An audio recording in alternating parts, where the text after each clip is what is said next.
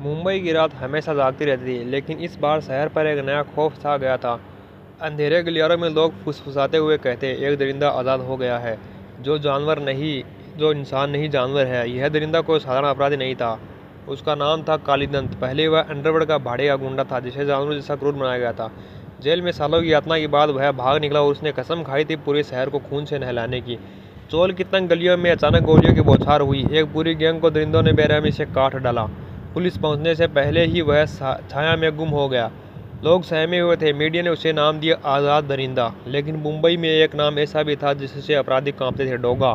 कुत्तों से बातों करने वाला, खूनियों का शिकारी। रात के अंधेरे में डोगा अपनी मोटरसाइकिल में बैठा चोल की तरफ बढ़ रहा था। हेलमेट के अंदर उसका नकाब चेहरा ढका हुआ था और आंखों में आग जल रही थी। उसने अपनी बंदूक लोड की और बड़बड़ाया, जहां इंसाफ खत्म होता है वहां से डोगा शुरू होता है। उसके वफादार कुत्ते पहले ही पूरे इलाके में फैले हुए थे। उनकी भौंकने और गुर्राने की आवाज़ से डोगा को सुराग मिला। दरिंदा अब पास ही था। एक सुनसान गोदाम में डोगा, आज़ाद दरिंदा आमने सामने हो गए। कालीदंत की आंखों में जानवर जैसी चमक थी। उसके हाथों में भारी चेन और लोहे की छड़ी थी। वह गुर्राया, डोगा, तू सोचता है कि मुझे रोक पाएगा? मैं जेल से भागा हूँ ताकि पूरे शहर को अपना जंगल बना दूँ।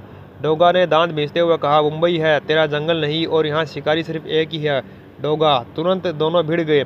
दरिंदे ने अपनी चेन से हमला किया। डोगा ने बचते हुए उसकी छाती पकड़कर जमीन पर दे मारा, लेकिन कालीदंत की ताकत असाधारण थी।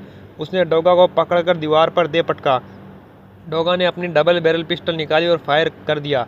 गोलियों की आवाज़ से गोदाम में गूंज उठी, लेकिन दरिंदे ने जंजीर घुमाकर गोलियां रोक ली और हंसते हुए बोला, तुझे जानवर की ताकत से टकराने का अंदाजा ही नहीं है। डोगा बुरी तरह जख्मी हुआ, मगर हार मानने वाला नहीं था। उसने सीटी बजाई और अचानक उसके चारों ओर कुत्तों का झुंड आ गया। कुत्तों ने दरिंदों पर झपटा मारा, लेकिन कालिंदर ने अपनी दानवी ताकत से उन्हें दूर फेंक दिया। डोगा ने मौका पाते हुए उसकी जकड़ से निकलकर जमीन पर पड़ा लोहे का सरिया उठाया और पूरी ताकत से दरिंदे की सीने पर दे मारा।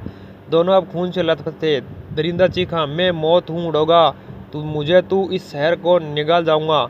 डोगा ने उसे गर्दन पकड़ गरजते हुए कहा, दरिंदा हो या इंसान, डोगा सिर्फ इंसाफ करता है। उसने अपनी बंदूक दरिंदे के माथे पर रखी और ट्रिगर दबा दिया। गोली की आवाज़ से गोदाम कांप उठा। आज़ाद दरिंदा जमीन पर गिर गया, हमेशा के लिए खामोश। डोगा खून से भीगा हुआ खड़ा था। उसके कुत्ते उसके चारों ओर घूम रहे थे। उसने आसमान की तरफ देखकर बड़बड़ाया, मुंबई अब फिर से चैन की सांस ले सकेगी, लेकिन जब तक दरिंदा जिंदा है, डोगा भी जिंदा रहेगा।